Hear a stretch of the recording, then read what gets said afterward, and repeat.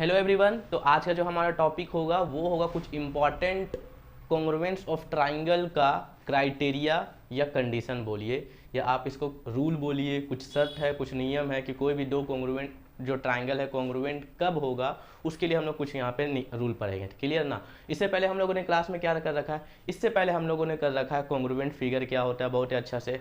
Congruence of triangle किसे कहते हैं, कोरोस्पोंडिंग साइड इक्वल होता है, उसका कोरोस्पोंडिंग एंगल इक्वल होता है। तो अगर जिसको देखना है वो मैं उसका लिंक जो है डिस्क्रिप्शन में डाल दूंगा। क्लियर ना। तो अब ये हम लोग कुछ यहाँ पे कंडीशन है वो लिख के रखे हुए, इसको हम लोग एक एक करके बारी बारी से अच्छा से समझेंगे। ठीक है। तो फर्स्ट क्या है, triple S S congruence condition. सबसे पहले हम बता दें कि ये एस एस का मतलब होता है साइड साइड साइड।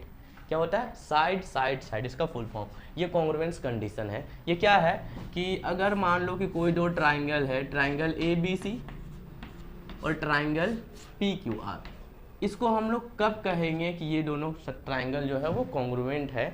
इसके लिए मान लो कि ए बी का जो साइज है वो 6 सेंटीमीटर है, पी क्यू का 5 सेंटीमीटर है और ए सी का जो है वो 7 सेंटीमीटर। क्लियर ना। तो यहाँ पे हम लोग देख सकते हैं कि A B is equal to P Q 6, B C is equal to Q R 5, A C is equal to P R 7। तब कहेंगे कि ये दोनों ट्राइंगल जो है कॉन्ग्रुएंट होगा। कौन सा नियम से, कौन सा कंडीशन से? S S S. क्यों? Side side side side side side. तो triangle A B C is congruent to triangle P Q R by triple S rule या कंडीशन, आप जो भी बोल लो। क्लियर ना। तो हम लोग ट्रिपल एस कॉन्ग्रुएंस कंडीशन को कैसे डिफाइन करेंगे, है ना। एस एस कॉन्ग्रुएंस कंडीशन को हम लोग बोलेंगे कि अगर कोई एक ट्राइंगल का तीनों साइड दूसरे ट्राइंगल का, ठीक है, कोरस्पॉन्डिंग साइड का इक्वल होगा, तब ये दोनों ट्राइंगल आपस में कॉन्ग्रुएंट होंगे by the S S S congruence rule, condition या क्राइटेरिया, आप जो बोलो। ठीक है। फर्स्ट एकदम इजी है कि सिंपल समझो कि अगर कोई भी दो ट्राइंगल है वो कॉन्ग्रुएंट कब होगा, जब एक ट्राइंगल का तीनों साइड दूसरे ट्राइंगल का तीनों साइड का इक्वल हो, तो उस दोनों ट्राइंगल को कहेंगे कि ये दोनों कॉन्ग्रुएंट है। कौन सा कंडीशन से, कौन सा नियम से? तो S S S, side side side. ठीक है ना, side side side side side side. Clear ना, समझ में आई बात? कोई दिक्कत? तो ये हमारा फर्स्ट था। अब इसके बाद हम लोग समझेंगे side angle side, side angle side. इसके लिए भी हम एक ट्राइंगल पहले बना लेते हैं। ये हमारा है ए बी सी और ये हमारा है डी ई एफ। ठीक है, डी ई एफ। अब यहाँ पे देखिए कि ये ए बी जो है, ठीक है ना, डी ई का इक्वल, और ए सी जो है वो डी एफ का इक्वल। ठीक है ना, हम लोग ने ले लिया। और एंगल ए का जो वैल्यू है वो 70 डिग्री और एंगल डी का जो वैल्यू है वो भी कितना है? 70 डिग्री है। क्या है? 70 डिग्री है। तो अब क्या कहेंगे, अब देखो यहाँ पे कि ए बी जो है वो डी एफ का इक्वल होगा और angle A is equal to angle D 70 और A C is equal to D F. ठीक है। तो यहाँ पे देखो साइड एंगल साइड है ना, साइड एंगल साइड, इस ट्राइंगल का साइड एंगल साइड। ठीक है। तो ये दोनों ट्राइंगल आपस में कॉन्ग्रुएंट होंगे। क्या होंगे? कॉन्ग्रुएंट होंगे डी ई एफ का by side angle side rule condition. ठीक है। तो इसको हम लोग डिफाइन कैसे करेंगे कि अगर कोई भी एक ट्राइंगल का दो साइड और उसके इंक्लूडिंग एंगल, ठीक है ना, उसके बीच का एंगल दूसरे ट्राइंगल का दो साइड और उसके इंक्लूडेड एंगल का इक्वल होगा, तब कहेंगे कि ये दोनों ट्राइंगल आपस में कॉन्ग्रुएंट है by the side angle side congruence condition से या कॉन्ग्रुएंस रूल से या क्राइटेरिया, आप जो बोलो। क्लियर है? अच्छा, एक बात कि अगर यहाँ पे 70 डिग्री ना होके अगर यहाँ पे 70 डिग्री होगा तो ये नहीं होगा, क्योंकि यहाँ पे देखो साइड एंगल साइड है, यहाँ पे साइड साइड और ये एंगल हो जाएगा। तो ऐसा तो कोई नियम है नहीं। क्लियर ना। तो कोरस्पॉन्डिंग साइड कोरस्पॉन्डिंग एंगल का ही मतलब यही होता है कि एंगल ए का जो है वो कोरस्पॉन्डिंग कौन है? डी है, ना कि एंगल ई है। और side angle side, side angle side. तो ठीक है ना। तो ये हमारा क्या था? Side angle side S A S congruence condition. अब हम लोग समझेंगे third number, that is ASA, angle side angle. Angle side angle हम इसी में मिटा दे रहे थोड़ा सा, ठीक ना, इसको भी मिटा दिए हम। अब देखो ये अभी 70 डिग्री लिए थे तो इसको 70 डिग्री अभी रहने दिए, और ये B का हम लोग 50 ले लिए और ये हमारा 50 डिग्री हो गया एंगल। तो अब समझो क्या होगा,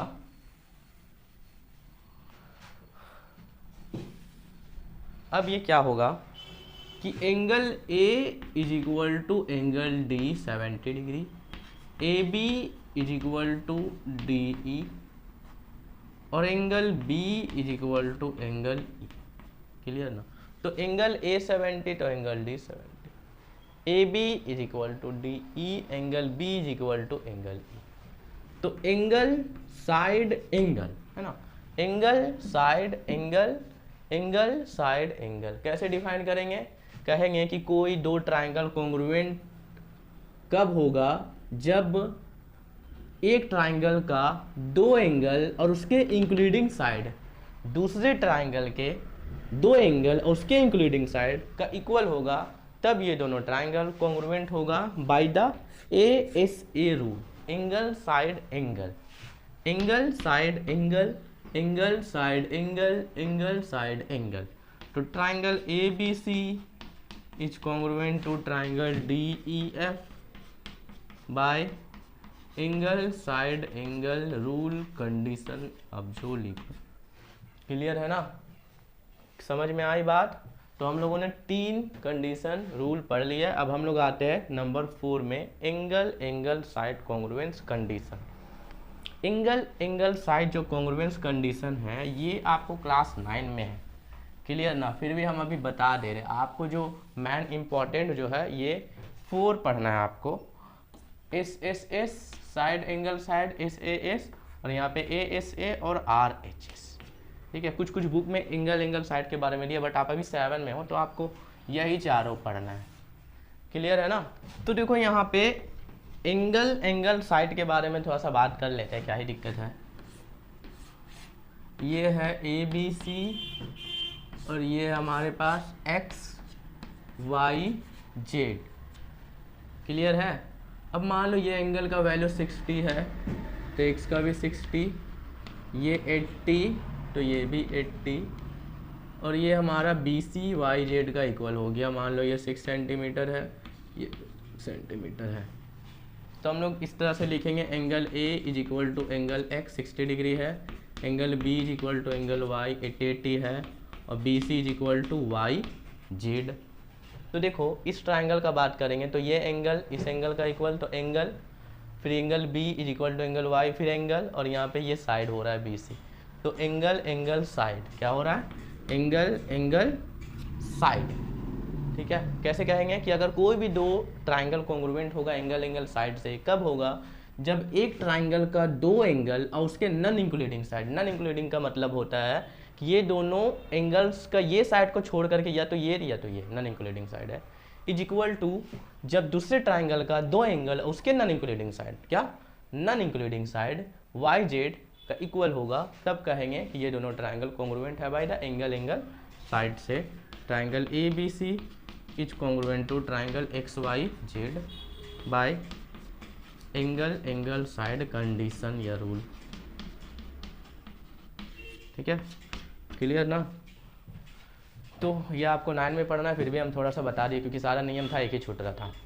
क्लियर है? तो कोई भी दो ट्राइंगल कॉन्ग्रुएंट होगा एंगल एंगल साइड से कब? जब एक एंगल का एक ट्राइंगल का दो एंगल और उसके नॉन इंक्लूडिंग साइड दूसरे ट्राइंगल का दो एंगल उसके नॉन इंक्लूडिंग साइड का इक्वल होगा, तब या तो ये इक्वल होगा या तो ये इक्वल होगा, ये वाला बीच का इंक्लूडिंग साइड नहीं होगा, फिर तो वो एंगल साइड एंगल हो जाएगा।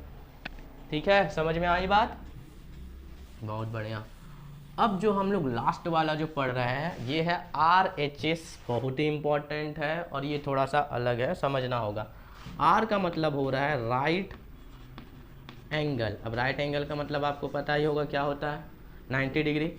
H का मतलब होता है हाइपोटेन्यूस। क्या होता है? हाइपोटेन्यूस। अगर कोई पाइथागोरस थ्योरम पढ़ा होगा तो उसको पता होगा क्या हाइपोटेन्यूस।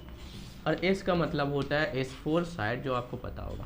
तो पहले हम लोग समझते हैं कि RHS जो है वो है क्या। RHS एक ऐसा नियम है, कॉन्ग्रुएंस कंडीशन उस ट्राइंगल पे अप्लाई होता है जो राइट एंगल ट्राइंगल हो। क्या हो? राइट एंगल ट्राइंगल में ही अप्लाई होगा RHS। क्लियर ना? ये स्पेशल राइट एंगल ट्राइंगल के लिए है। तो ये हमारा PQ।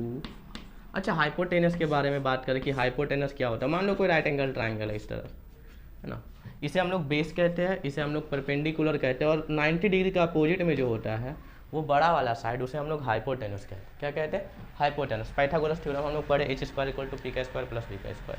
ठीक है, क्लास में हम पढ़ाए हुए हैं। तो ये है राइट एंगल हाइपोटेनस, ये RHS का फुल फॉर्म है। अभी हम लोग समझेंगे इसको कि ये कंडीशन जो है, ये रूल जो है वो क्या होता है। आपको हाइपोटेनस समझ में आ गया क्या होता है? जो 90 डिग्री का अपोजिट वाला साइड है, ये AC और इसमें PR जो है वो हाइपोटेनस है। तो ये दो राइट एंगल ट्राइंगल है, AC मान लो PR का इक्वल है, और यहाँ पे AB जो है, इसको 3 मार्क करते, PQ का इक्वल है। ठीक है, और ये 90 डिग्री है। तो इसको लिखेंगे कैसे कि AB = PQ, AC = PR, और यहाँ से एंगल B = एंगल। ठीक है, तो ये दोनों ट्राइंगल जो है आपस में कॉन्ग्रुएंट होगा बाय RHS। क्या? RHS condition. देखो ये RHS कंडीशन क्या होता है, बोलता है कि अगर कोई भी दो ट्राइंगल जो है राइट एंगल ट्राइंगल कॉन्ग्रुएंट कब होगा बाय RHS से, जब राइट एंगल ट्राइंगल का एक हाइपोटेनस दूसरे राइट एंगल ट्राइंगल का हाइपोटेनस। फर्स्ट कंडीशन ये है। अच्छा, फर्स्ट कंडीशन क्या कि राइट एंगल ट्राइंगल होना चाहिए, मतलब एक 90 डिग्री, ये फर्स्ट कंडीशन। और सेकेंड में क्या है कि हाइपोटेनस जो है एक ट्राइंगल का दूसरे ट्राइंगल राइट एंगल ट्राइंगल का हाइपोटेनस इक्वल होना चाहिए, उसके अलावा कोई साइड, या तो परपेंडिकुलर का इक्वल, या तो बेस, या तो। ठीक है, RHS का मतलब होता है कि राइट एंगल मतलब 90 डिग्री का एक एंगल होना चाहिए, और H4 हाइपोटेनस मतलब हाइपोटेनस इक्वल होगा तभी हो पाएगा, और हाइपोटेनस के अलावा एक साइड इक्वल होगा। क्लियर ना? तब कहेंगे कि ये दोनों ट्राइंगल कॉन्ग्रुएंट है बाय द RHS से। ठीक है, समझ में आई बात? फिर से एक बार समझ लो कि कोई भी दो राइट एंगल ट्राइंगल RHS से कब कॉन्ग्रुएंट होगा, जब राइट एंगल है तो 90 डिग्री होगा ही होगा। फिर उसके बाद हाइपोटेनस इंपॉर्टेंट है, अगर हाइपोटेनस इक्वल नहीं हुआ तो नहीं होगा। तो हाइपोटेनस दूसरे ट्राइंगल का हाइपोटेनस का इक्वल, और उसके अलावा एक साइड, या तो ये इसका इक्वल होगा या तो ये इसका इक्वल होगा, दोनों साइड में से एक। हाइपोटेनस इंपॉर्टेंट है, बड़ा वाला साइड इंपॉर्टेंट। ठीक है, तो ये हुआ हमारा RHS। ये पांचों कंडीशन है, आपको ये 4 में ज़्यादा फोकस करना अगर आप 7 में हो तो, है ना। और ये 7 के लिए हम बना रहे हैं, 9 का अलग से पढ़ाए हुए हैं।